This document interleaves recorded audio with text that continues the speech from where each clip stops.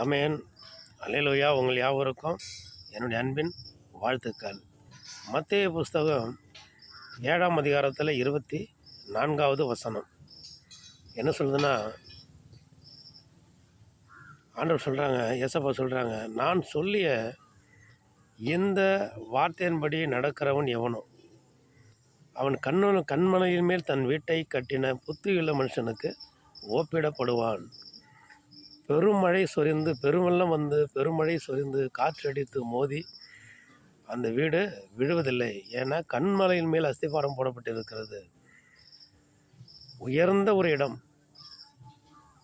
உயர்ந்த ஒரு மலையில் கூட இப்போ வீடு கட்டினா என்ன ஆகிடுது? நிலச்சரிவில் அது விழுந்துடுது.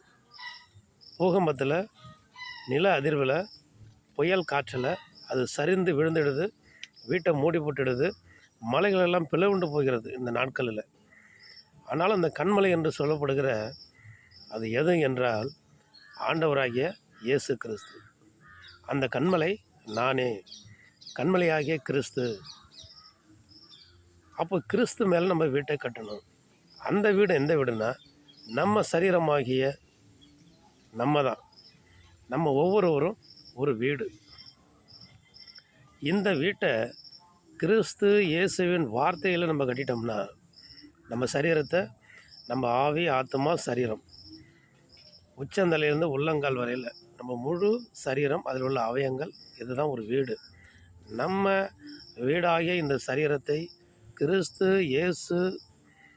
இயேசுவின் அவருடைய வார்த்தைகள், வேத வசனங்கள், கிறிஸ்து நமக்கு போதித்த எல்லா வசனங்களின்படி நம்ம கட்டிட்டோம்னு வைங்க, அது பெருவெள்ளம் வந்தாலும் சரி, பெரும் புயல் வந்தாலும் சரி, காற்று அடித்தாலும் சரி, அந்த வீடாகிய நம்ம கண்மலை மேலே கிறிஸ்து மேலேயே கட்டியிருக்கிற அந்த வீட்டு மேலே மோதினால் ஒன்றாகாது.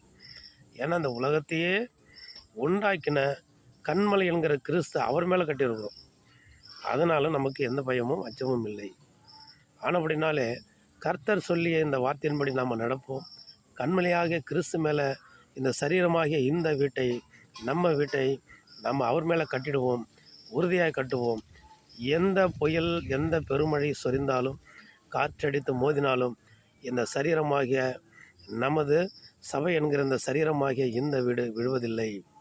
அது கர்த்தர் கூடவே இருக்கும், கர்த்தர் மேல் இருக்கும். ஆமென். அல்லேலூயா.